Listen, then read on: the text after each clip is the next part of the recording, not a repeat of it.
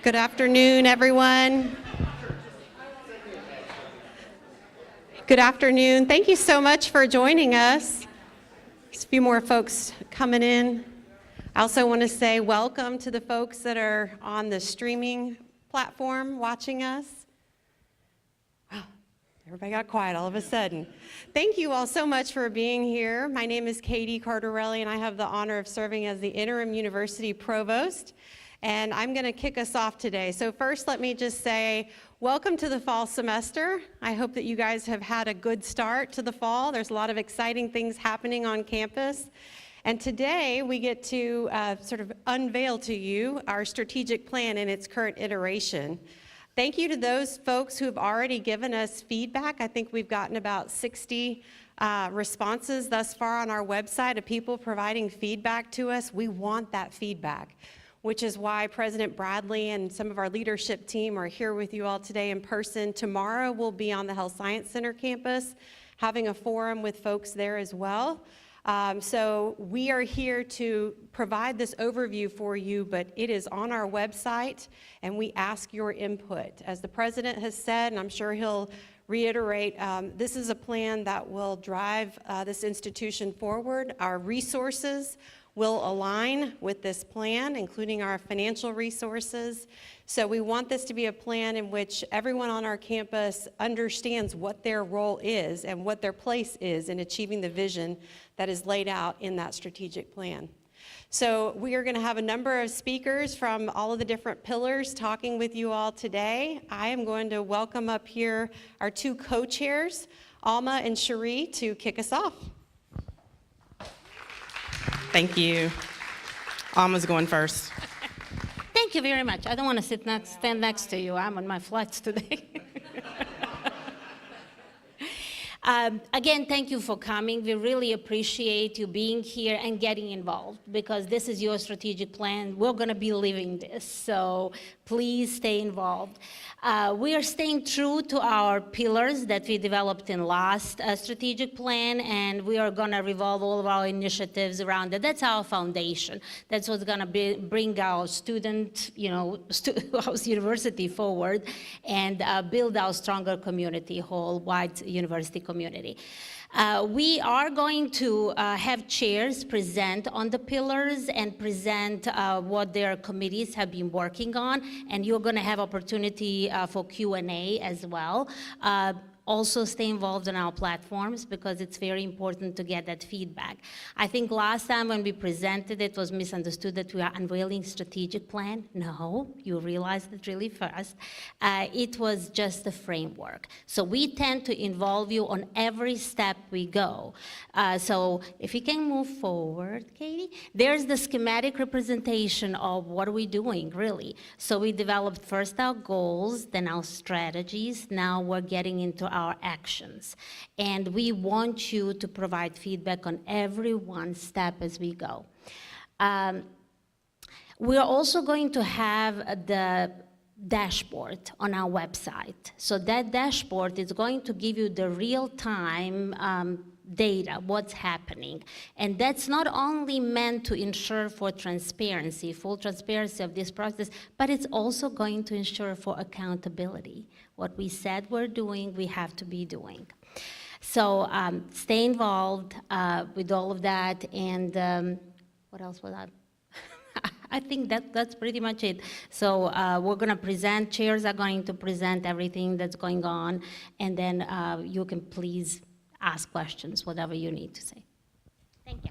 Thank you. So I just want to do some reminders from the last town hall that we are developing a strategic plan and an implementation plan simultaneously. So this doesn't just ensure that we're setting goals, but it also identifies how to reach them, who is responsible, and how we will track our progress. And like Provost Cardarelli said, they will also be aligned with our budget priorities. So I also wanted to let you all know that can you all hear me? Okay. You said, oh yeah, you can hear me, okay. So at the last town hall, we received a lot of good feedback, and one of those areas was committee composition. And so I'm happy to let you know that both the Connect and the Discover pillar committees added members because of the feedback. And then additionally to that, thanks to President Bradley, we've added athletics representatives also to the Learn and the Connect pillars. So we are still listening. This is an evolution, it's evolving.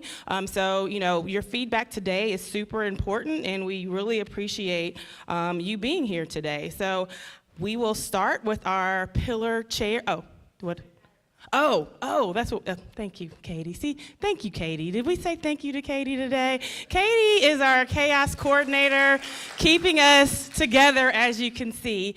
So one of the things that we wanted to point out where we are today with our pillar committees is that each pillar committee is meeting with subject matter experts. So they've taken the existing draft goals and strategies, and they're socializing it with folks who are going to be, you know, probably responsible for some of the actions that come out from there. So that's currently where we are. So what you saw released the other day is the draft strategic plan, but we're still very much working on what it's going to look like in its final version. And these types of events are important for informing that. All right, so first we'll have the Learn pillar, and that's Gail Dupuis. Thank you.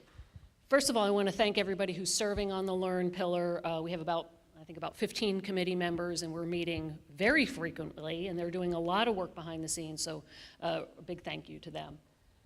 Okay, so Learn pillar, we have 2 goals. You can see the first goal here. So the first goal is primarily about how do we attract and graduate students, and so you can see some of the strategies there. One, we want to make sure that we have innovative programs. That's both new innovative programs and helping to sort of enhance some of the programs we already have, right? We can innovate with programs that we already have. So it's both of those. The second strategy is access, obviously a big, sorry, I got too close to the line, I'm sorry. Access, which is obviously a core mission of this university, so certainly we don't want to lose sight of that. The third strategy is to address barriers that may be holding back some of our students from being able to achieve all that they can achieve. We recognize that there are some barriers that we can't remove. We can help the students address them, but we can't necessarily remove them, and we can help our students learn how to navigate our systems in a better way. And then the fourth strategy is focused around, obviously, an extremely important part of student success and student achievement, which is our faculty, and how our faculty are bringing their knowledge to our students in a way that is most effective. The second goal is how we help students thrive here. Okay? So this is, you'll see these strategies are really focused around those high impact practices that probably most of us are familiar with for higher education. So you can see the first one is making sure that our students have access to sort of a very rich variety of experiences. And also with our second one here, this is where we're pulling in things like, you know, undergraduate experiential learning, undergraduate research, co-ops, internships, study abroad, learning communities, community engagement, things like that, and how those experiences help our students both inside the classroom and out of the classroom as well. I think that's it. Next is Discover. John Klein. How soon they forget. I'm John Klein. It's my pleasure to be the Executive Vice President for Research and Innovation, and also to chair the Discover Pillar Committee. I cannot thank this committee enough. They have shown up, they've worked hard, and we're making progress. They've also shown themselves to be open to input from the entire campus community. And that's a real plus. This is either my 4th or 5th university-wide strategic plan. I've been here that long. And it's the one I'm actually enjoying the most because it's a very open process. And then also the commitment that President Bradley and Provost Cardarelli have made to attach budget lines to goals and strategies is something new and really refreshing. So we've been meeting with content experts. That's another part of the pleasure, is getting to know more and more of our colleagues who are experts in their field. We've gone through several rounds of meetings with content experts across campus, and it's really been very instructive, and it's changed the outline that we have.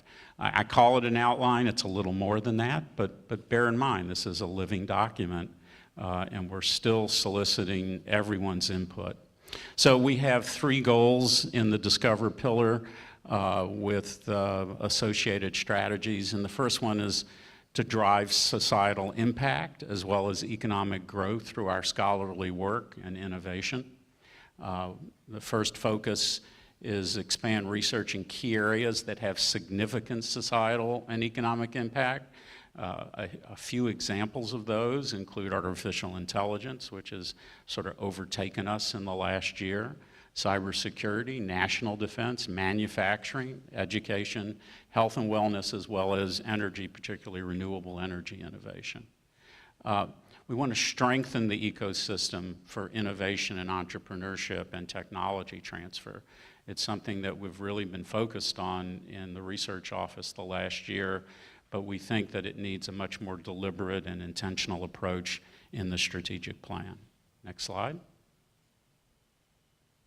So 2 more strategies for this goal. One is we're going to invest in research infrastructure. We've done a lot of that in the last year, but have a lot of making up to do. So we've made significant investments in things like our core laboratory facilities and also our high-performance computing, or so-called research computing.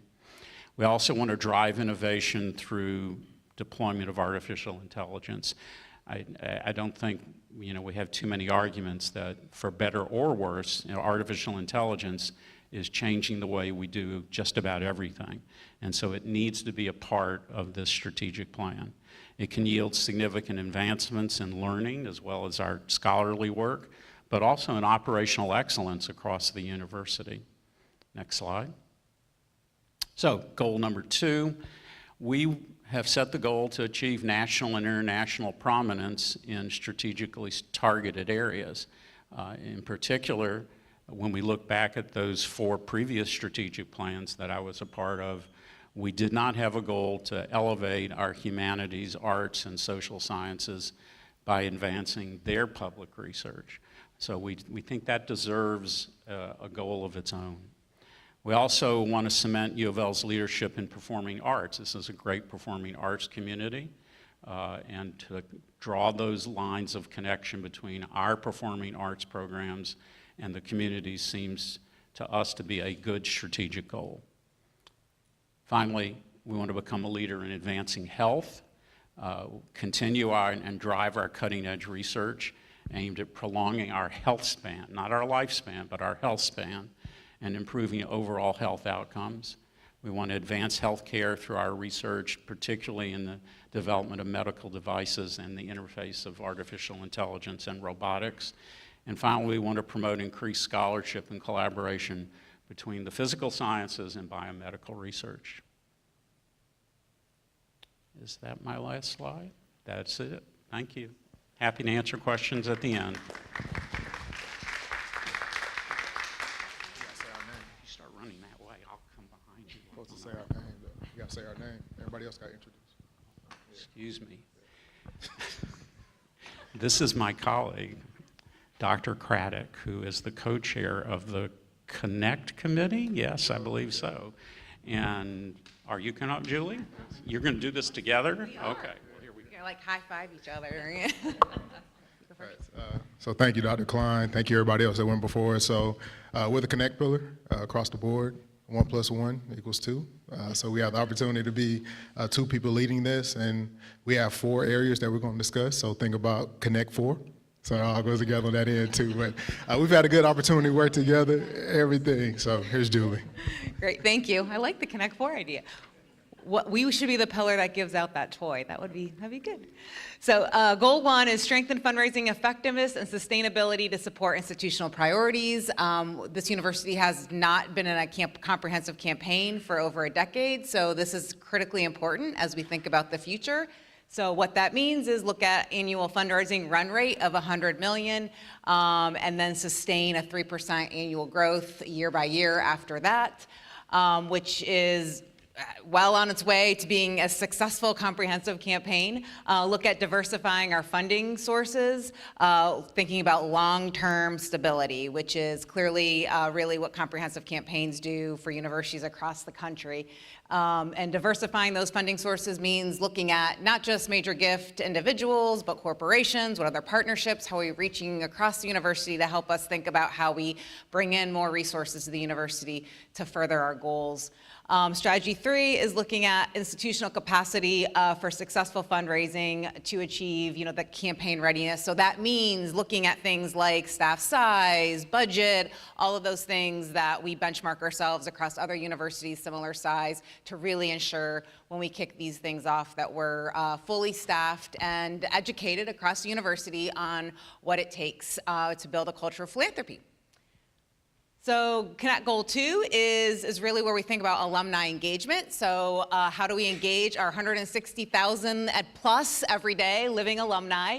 And we look at how do we promote what they're doing, how we're looking at their alumni stories, how we're connecting them to students.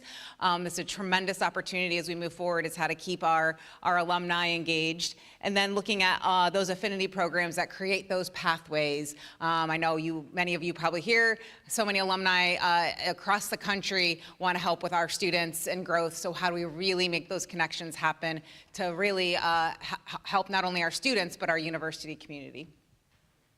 And parents, by the way, which I think is an important part moving forward too, is really thinking about how we utilize our parents. I'm gonna go blue. Yeah, go red.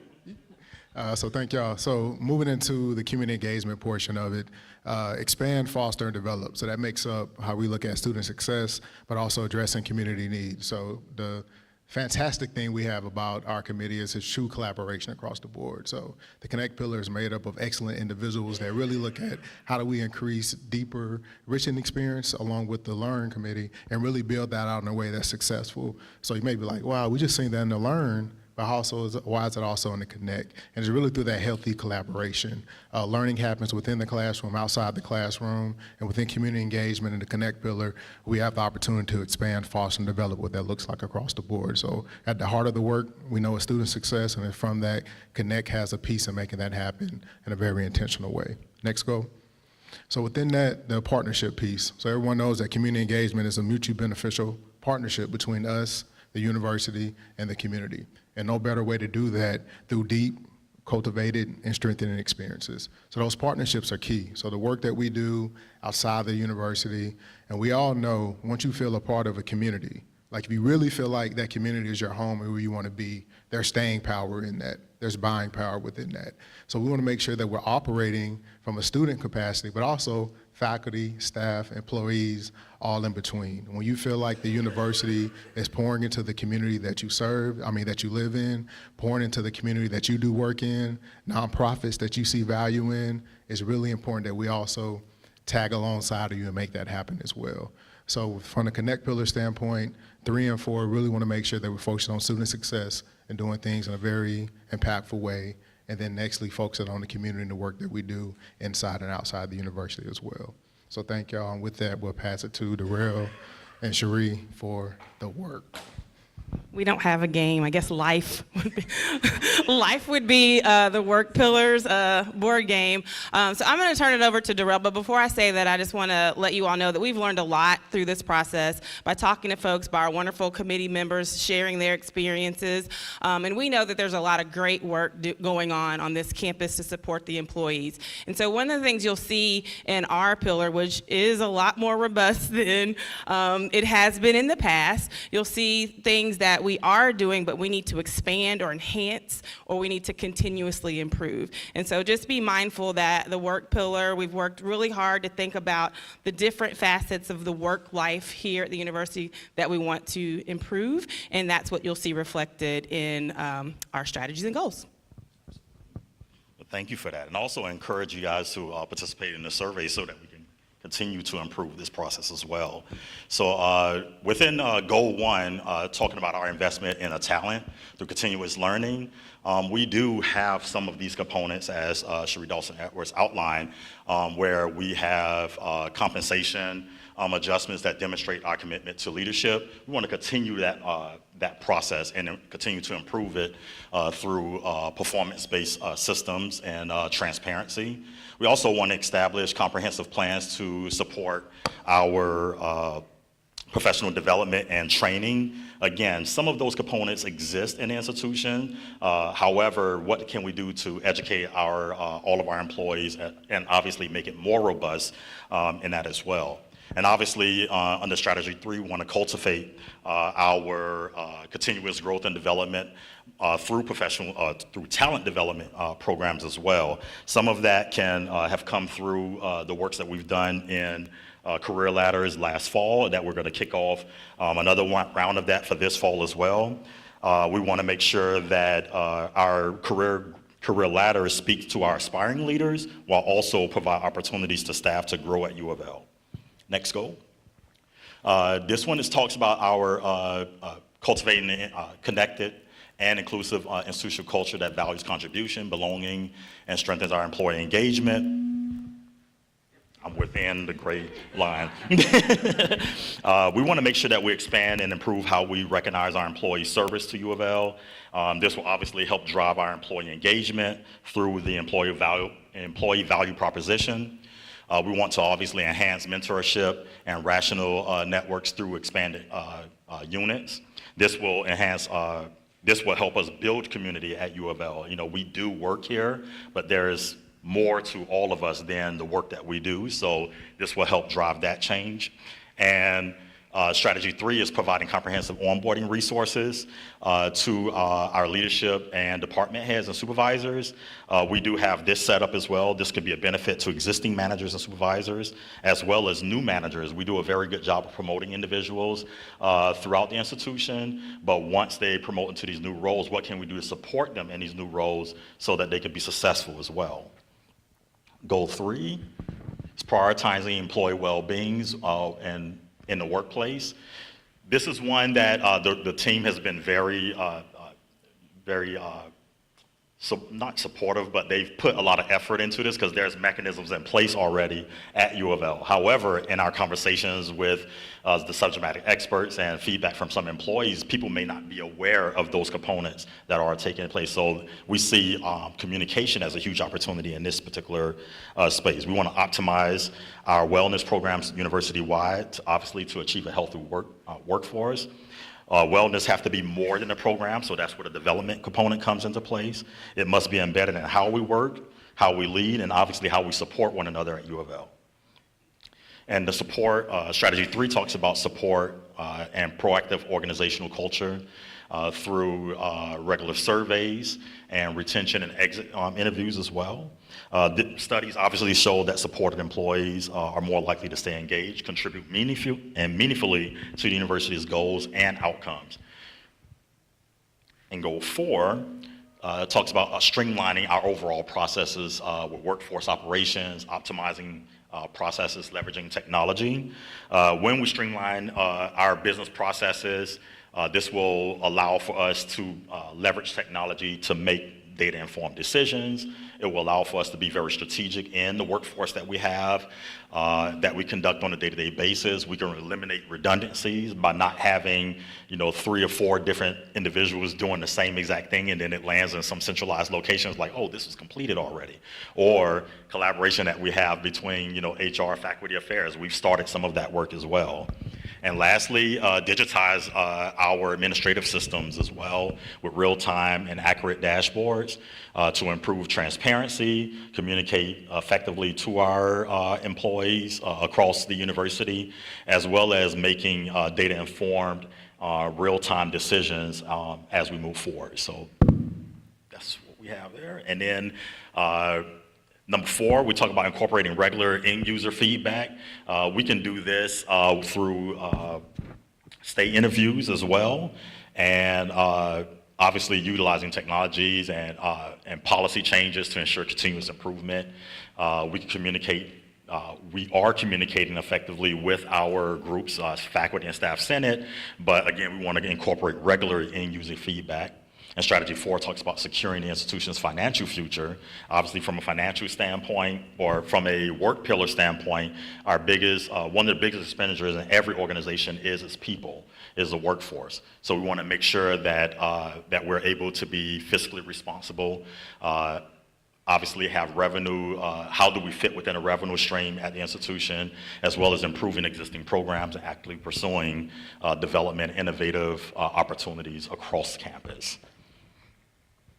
That's all that I have. So now I'm wearing my co-chair hat. So thank you to the committee pillar chairs and co-chairs for presenting your work thus far. And I think now we're turning it over to the president and the provost. Yeah, you're like, yeah, it's not me, it's you. Hi, everyone. I'll stay within this. Are you going to come up as well? You might deaden the noise thing. So, well, thank you all for coming out here today. I mean, it's a great turnout, and I know a lot of people are on, teams here watching this. We've had a lot of data around our climate surveys that were released in April, and so we know that there are many things in there that we know we need to do better on. And so this is why we've tried to capture these items in the strategic plan that you're seeing going forward. What you're not seeing is a lot of the action steps. So we've kind of seen the what, like the goal and strategy, but what you're not seeing is the actions. How are we going to get there? And people are saying, well, I want to see that. Well, what we want to make sure is we got the upper part of that diagram done first before we start really getting into it. I can tell you that there's a lot of KPIs being developed and metrics and goals.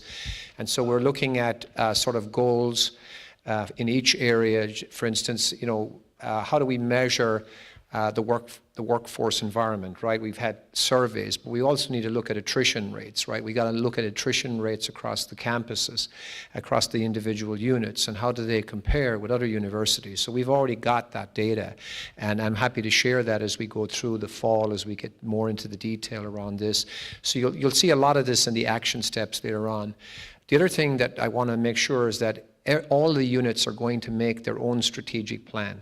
This is just the framework for the university. And once we get the Board of Trustees to approve this plan, this will then be the dean's responsibility in each of their areas to drive their strategic plan around this in alignment with it.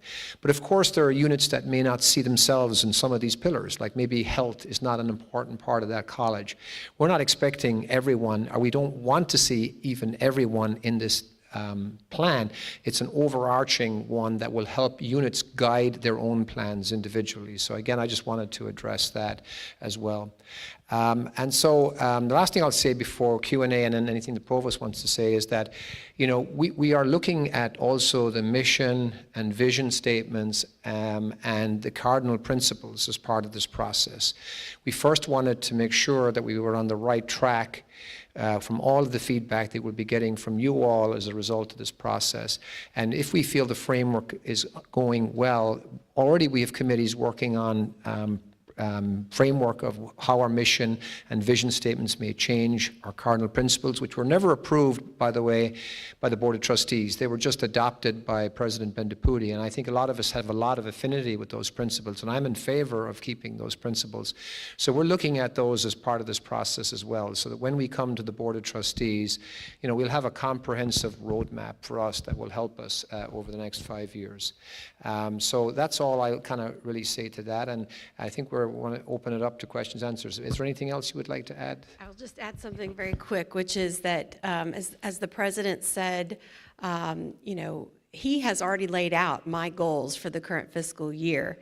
I shared those goals last week with the Council of Academic Officers.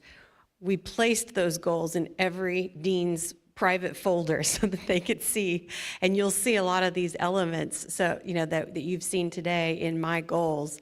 I am accountable to the president is accountable to the board, the deans and the vice provosts are accountable to me. So there is a theme here, if you will, that these goals mean something.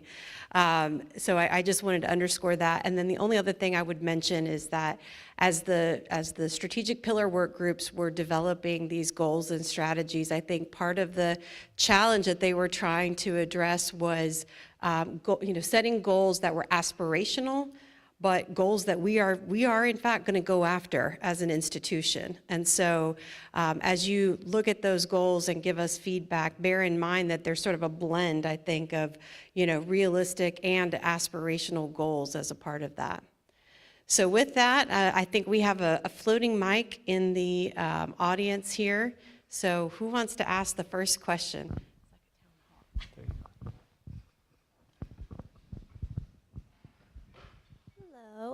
I am with the Louisville Cardinal, and I wanted to ask about the Learn Pillar. You all mentioned that you were going to help students even with the systemic barriers and ensure that you follow the law. How are you specifically going to do that? Well, I'll start with that. I mean, clearly we've been through sort of a series of directives and bills that, we will comply with. But we also know that we are a campus for all, right? And we have to create and work intentionally around still creating the climate that everybody's going to be treated the same. And we're going to support everybody in their space. And that's what we're going to intentionally do in our work. And I still think we can do that. I really believe that's something that we've been doing. I think we're known as an institution that people come here for that because we are a diverse campus. That was one of the strengths of all the surveys that we did that had some areas that we had a lot of work to do. The area that people identified with among staff, faculty, and students is that we were a diverse campus committed to diversity. That has not wavered or changed in any shape or form. I don't know if some of you saw that on TikTok. I think it was on TikTok, a student on move-in day was asked about why they came here as a student, and they were a student of color, and they felt that they were going to be welcomed here, and they felt supported here. And I think that speaks to the culture that we have here, and that's not going to change at all. One of the things that we do have is a new Commission on Climate, Culture, Wellbeing that will be looking at where we have areas that we feel people are not feeling a sense of belonging, no matter what that may be, and how do we approach that in a really targeted way, again, while complying with the law. But I mean, the law is really around the awarding of scholarships, or in certain areas like we can't do this or that. We still can do, I believe, a lot of the work that is important to give a sense of belonging. I don't know if anything you want to add. Well, so I don't want to get ahead of the pillar in terms of the specifics of what they're working on, but I will say that I think when we think about, and I use we sort of broadly here, removing barriers to success for students, we do think about sort of the whole well-being of that student, looking at financial unmet need, looking at the sense of belonging the president spoke about, thinking about access to student success resources, tutoring, et cetera. We think about mental health and other health well-being resources. So when we talk in the provost's office about removing barriers to success, we're talking about all of these different elements of potential barriers. Great question.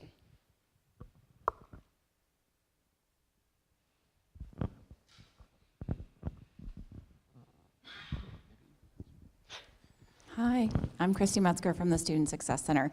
I am really excited to see, actually across Learn and Community, the connection piece around increasing experiential learning opportunities, and access to those for all the reasons that we know that they can be beneficial for students. And I love to hear about financial resources aligning with our strategic plan in really intentional ways. And I wonder what the connection might be with that around supporting more students. I saw paid internships listed, but there are lots of ways, there are lots of barriers to students participating in those high impact practices that lead to such positive outcomes. And I wonder how much that's being discussed in the strategic piece and in the budget piece of really starting to lead the way as an R1 open institute, like how can we do better? And is that part of the discussion? Absolutely, and I think it's a multi-targeted approach to that very topic, say, if we take experiential learning as an example. Overall, what I will say is that once we kind of finalize this, the action steps we'll talk about in the detail about how we're going to accomplish it and what's that target look like. I mean, ideally what I have said as provost when I was in that job was that we would hope to have every student have some type of paid internship or co-op as part of their experience in university. I think that's our ultimate goal. But how do we get there to do it? Well, some of that I've been doing in my role now as president is that we have a president's council that's made up of a lot of folks who are in the community, who are attached with the business community. I just came from a GLI event and the Speed School. Speed Museum, where they were doing an event around, with our community, our business partners here. And I have gone to them and said, that's what I'm looking for, is I'm looking for pathways for our students when they come here. Because they keep talking about they can't find skilled workers. And I keep saying, well, I have all these students, and we're bringing them in, a lot of them from out of state now. And what better way to keep them in the Commonwealth of Kentucky is to provide them with a work experience that will give them the opportunity to get, hopefully, a placement and job. I had three children who had gone through either a co-op in an engineering or in a business school where they had a paid thing. And it was immense, the difference it made for them as regards the pathways and the opportunities that they had. So I think it's going to be a multifaceted approach. I think, yeah, we're going to align the budget around some of these action steps. We're going to set some goals on it, and that will be, again, the job of administration. So stay tuned. And we'll be obviously looking to you all. You're the experts in this space, so that's where we'll be looking to your teams and leadership to bring these back as we firm up the details and in the years ahead. And I'll just say that also, in final note, is that this, although it's a 5-year plan, I never believe in static plans. We will alter our plans and modify. We've all seen what's happened with COVID. We've all seen what's happened in the last 8 or 9 months, that things can change dramatically. But our strategic plan is going to be very dynamic, and it will change, and it will evolve during the course of its implementation. But we're very, very intentional now on having goals, strategies, actions, and then an implementation plan tied to that so people can see the work we're doing and the dashboards that we'll be using. So we want this to be very visible. I love that stood out to you. That's helpful, for us to hear that really, was something that spoke to you. I also think it ties into the strategy around innovative academic programs. And as the deans will tell you, I talk about this all the time with them, particularly with AI that is transforming the job marketplace dramatically every day. So it doesn't mean that each college or school needs to start a degree program in AI, but it does mean that all of the deans and their associate deans and chairs need to be thinking about what does the AI infusion in the marketplace mean for the portfolio of degree programs that they have right now. What are the jobs that we can prepare our students for 3, 4, 5 years down the road? So those are things that many of us are talking about every day, and I think it's an important component of the plan. Hey, Justin Mogg, your sustainability coordinator. Hey, everybody. I have a question about the cardinal principles. I think this is so fundamentally important. What are the values that are driving this strategic planning? And there was an interesting story you just told about how the cardinal principles came into being, and are you advocating that they become formally adopted? And if so, shouldn't we all be allowed to weigh in on them? Shouldn't there be an S for sustainability? Is that a fundamental value of this institution? I've never known. I would love that to be formally adopted. I'd love to weigh in on what our cardinal principles are. You will absolutely have an opportunity to weigh in. So what we will do, just like we've been doing with the draft around the first draft that people are being asked to weigh in on, we are now working on those. And so there will be a draft of the mission and vision and values and the cardinal principles. And yes, it was never adopted by the Board of Trustees. And so really, because it's become very much, I've used the cardinal principles myself in many of the speeches that I've given. And so I do think that we will have a version. It may not be the same, but again, we will get input on it, and everybody like yourself will have an opportunity to weigh in.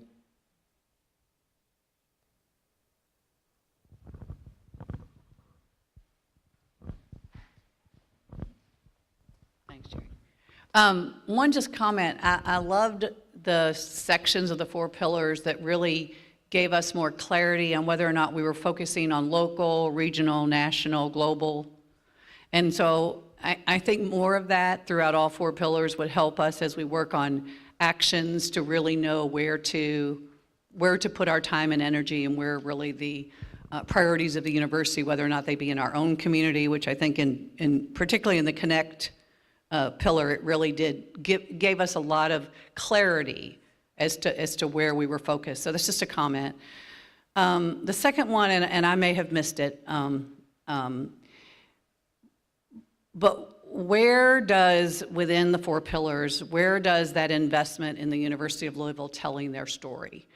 I hear this often in the community about people talking about the University of Louisville should not be the best kept secret, that we need to tell our story and people need to know what we're doing and people need to know the lives that we're impacting, both to attract new talent to the university and to attract talented students to the university, and for access for students to understand how a University of Louisville education can transform their lives. So I'd like you to just comment a little bit about, and to raise $100 million a year, people have to know our story and have to know what we're doing. So I'd just like to hear some comments about how we're going to invest in telling our story. Thank you, Jenny. That is a wonderful comment, and I couldn't agree with you more in that we haven't been very good at telling our story. I think that was one of the things that when I came here in 2016, I felt like UK were just eating us out of the park with what they were saying, what they were doing versus what we were doing.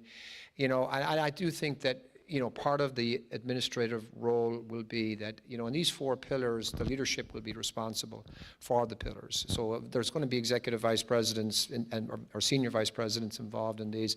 Their job will be to actually be working with a communications plan with John Carmen and his team up there about, with this website, we would have an action, you know, dashboards that we would be using as information that we can share broadly as we go out into the community. One of the things that Nick Peak, and he's here somewhere, there you are, Nick, we've visited 48 of the 138 legislators that we have here in the last 5 months since I became president. And, you know, it's amazing what they don't know about the University of Louisville. And a lot of times when we go and visit them in their rural community, they don't realize that we have programs going on in their communities, that we have alumni in their community, that we have Pell federal dollars going back into their communities, into their constituents. So we share with them that information when we visit with them.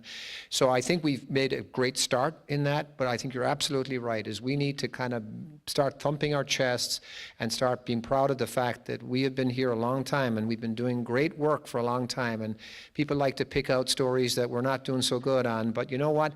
99.9% of things that are going on here are because of all you in this room and who are listening or who are out there day in or day out come in and are committed to our students and our success. So that's the thing you always have to keep in mind, but we need to tell it for sure. Yeah, I would just say, I mean, we have a lot of momentum at this institution right now. And so I see telling our story in the discoveries of our scientists. I see, you know, telling our story in our record enrollment and our record retention and where we're going with our graduation rates. I see it in our alumni connections and our connections with corporations that are, you know, regional and our donors. I see it in, you know, the work pillar. I mean, I think, you know, we are a great place to work. I mean, we are one of the major, you know, employers in the region. So I think it's a really important point that you make, Jenny, and I think there's opportunity in each of the 4 strategic pillars to do a better job of telling our story. So thank you for that.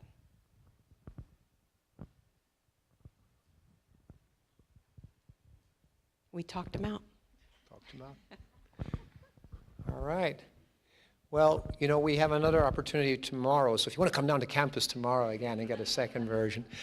Just sort of some closing comments. You know, I really want to thank you all for being here and being engaged with it, and we really appreciate your feedback. So there are things there that you really want to address.